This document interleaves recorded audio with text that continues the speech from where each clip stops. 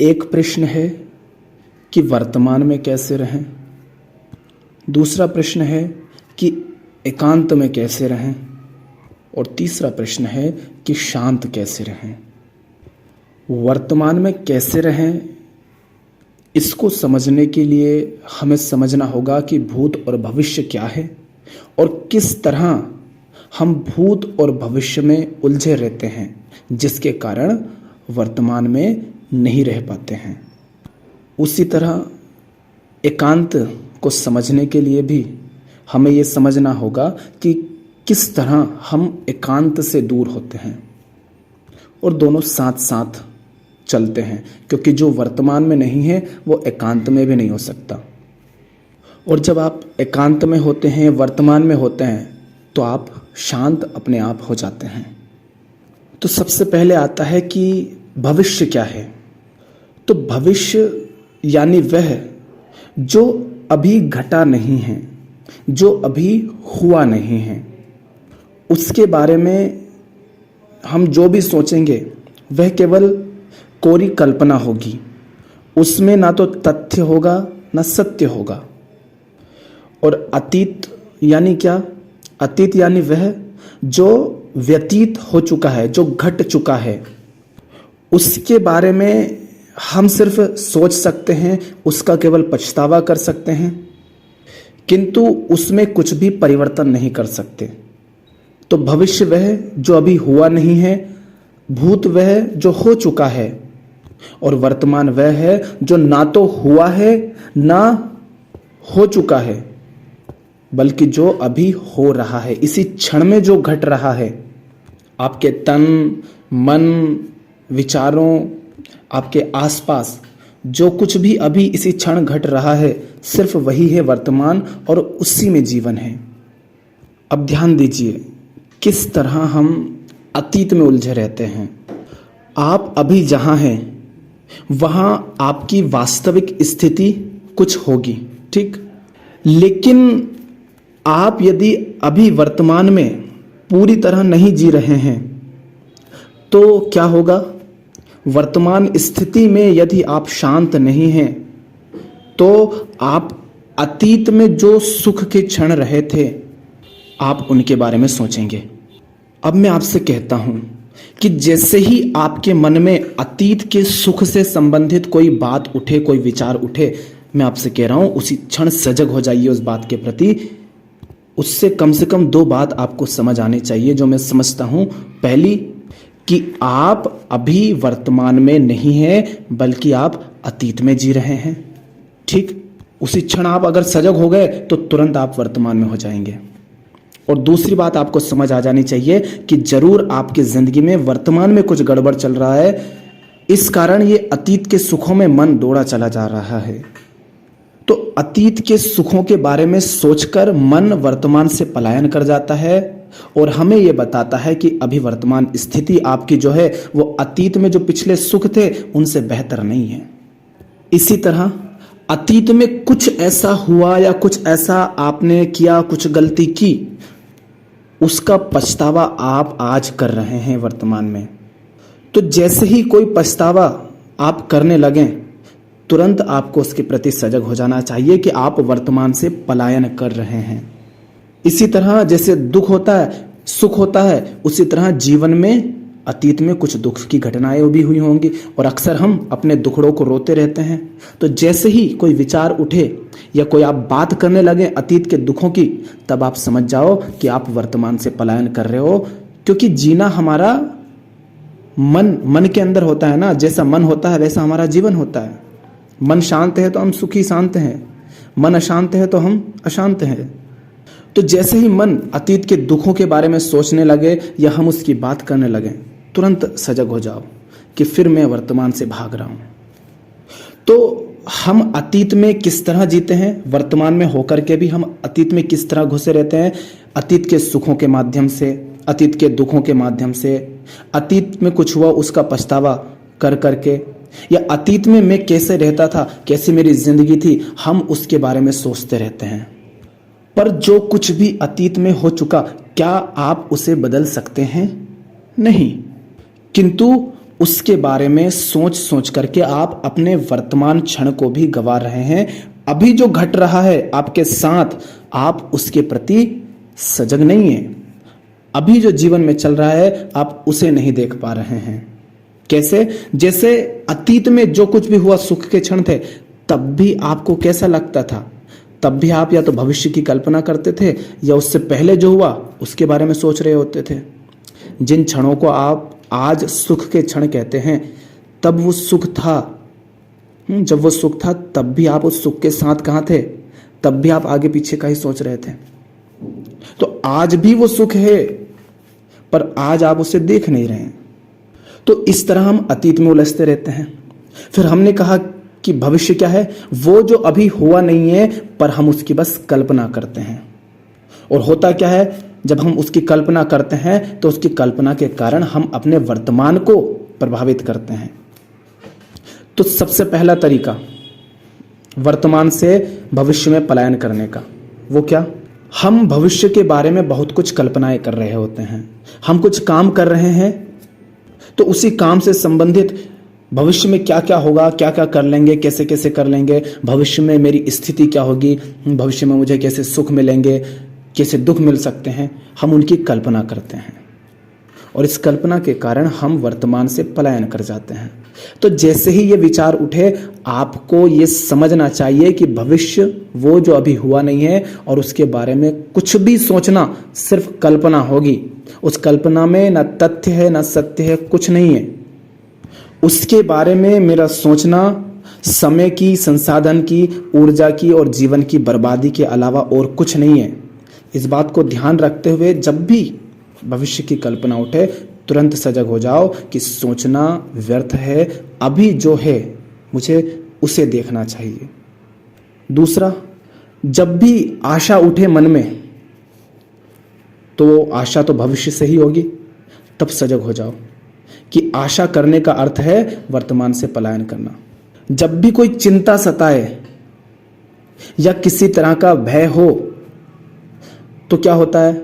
हम भविष्य के बारे में चिंता करते हैं। भविष्य के बारे में कोई घटना है कि कुछ ऐसा हो गया तो हम उससे भयभीत होते हैं, और उस चिंता और उस भय के कारण हमारे वर्तमान पर उसका असर पड़ता है। पर ये तो बस हम कल्पना कर रहे हैं, ऐसा हुआ तो नहीं ना, और ऐसा हो भी नहीं रहा है। बस हम कल्पना कर रहे हैं कि ऐसा हो सकता है। हम अनुमान लगाते हैं कि भविष्य में मेरी स्थिति क्या होगी, किस तरह के मुझे सुख मिल सकते हैं या मिलेंगे, और हम उन सुख में खोए चले जाते हैं कि हम भविष्य में सुखी होंगे कि दुखी होंगे।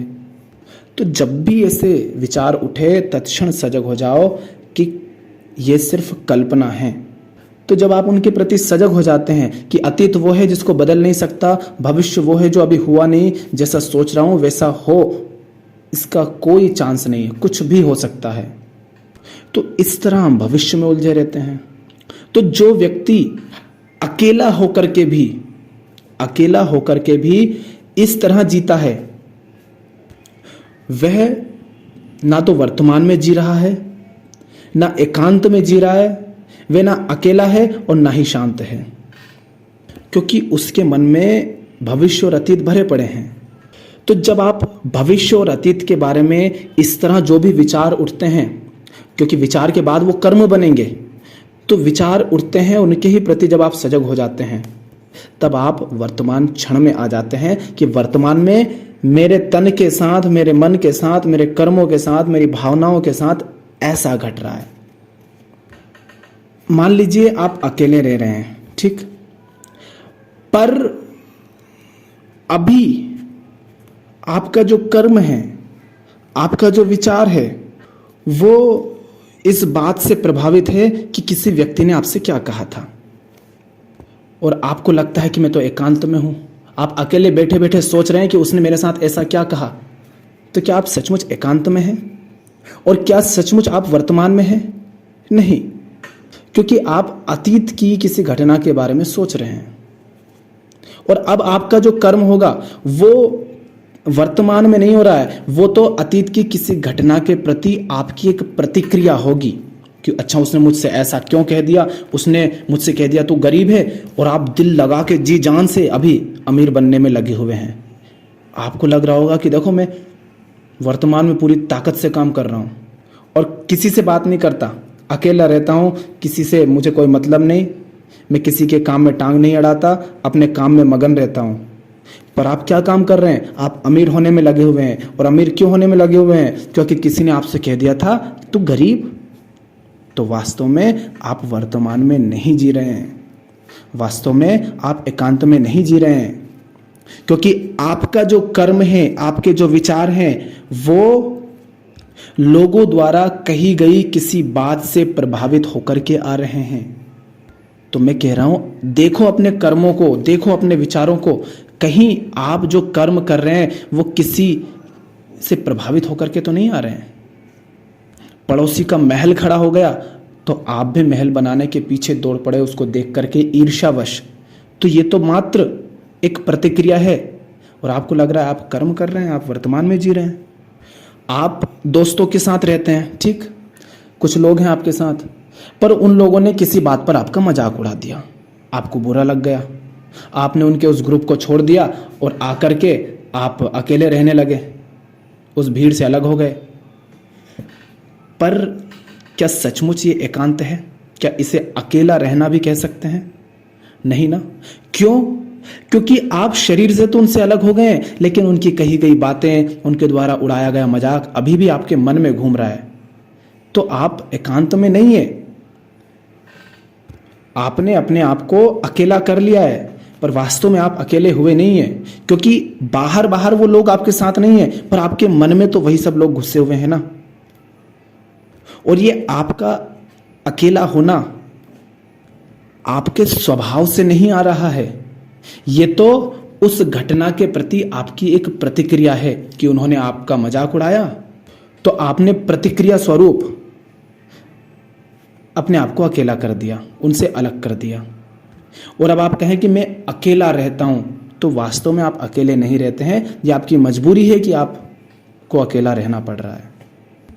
यदि कोई व्यक्ति वन में भी रहता हो, अकेला बैठा हो, और वो अतीत या भविष्य से लगातार घिरा रहता है, अतीत या भविष्य की घटनाओं या कल्पनाओं में घिरा रहता है, तो वह वन में अकेला होकर भी अकेला नहीं है।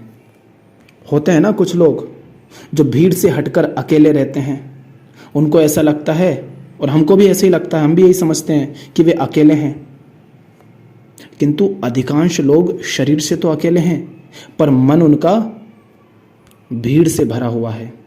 आप अकेले हैं और अकेले होकर के भी सोचते हैं, अच्छा उसने मुझसे ऐसा क्यों कहा, अच्छा वो लोग ऐसे क्यों हैं, अच्छा उसने मेरे बारे में ऐसी बात क्यों कर दी, अच्छा मेरे रिश्तेदार मेरे बारे में क्या सोच रहे होंगे, मेरे दोस्त मेरे बारे में क्या सोच रहे होंगे।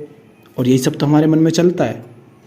अकेले होकर के भी अगर आपके मन में ये सारी बातें चलती हैं तो आप अकेले नहीं हुए। और चूंकि ये घटनाएं घट चुकी हैं तो आप वर्तमान में भी नहीं हैं, क्योंकि आप उन बातों के बारे में सोच रहे हैं जो हो चुकी हैं, या किसी बात से आपको ये लगे कि अच्छा अब ये व्यक्ति मेरे बारे में क्या सोच रहा होगा, तो अब आप कल्पना कर रहे हैं कि अच्छा मैंने ऐसा किया तो वो ऐसा सोच रहा होगा, अब वो मेरे साथ ऐसा करेगा, कर सकता है। ये सब कुछ मन में चल रहा है, तो ना आप अकेले हैं, ना एकांत में हैं, ना वर्तमान में हैं। जिन्हें आप इंट्रोवर्ट भी बोलते हैं, वो क्या है? वो भीड़ से हट जाते हैं, लेकिन कमरे में अकेले जाकर बैठ जाते हैं, पर उनके मन में भीड़ भरी रहती है। तो ये एकांत नहीं हुआ। एक्सट्रोवर्ट उसे कह देते हैं जो भीड़ में घुसा रहता है, बात बात में कुछ ना कुछ बोलता रहता है, हर बात में पार्टिसिपेट करता है, उसको आप एक्सट्रोवर्ट बोल देते हैं। और जो जाकर के बातों में पार्टिसिपेट नहीं करता, लेकिन जिसके खोपड़े में तो चल रहा है ना, उसको आप इंट्रोवर्ट कह देते हैं। आपको लगता है कि वो अकेला रहता है, वो अकेला नहीं है, वो आपके साथ ही है, बस आपको उसकी बातें नहीं सुना रही है, नहीं तो वो आपसे ही बातें कर रहा है, पर मन मन में।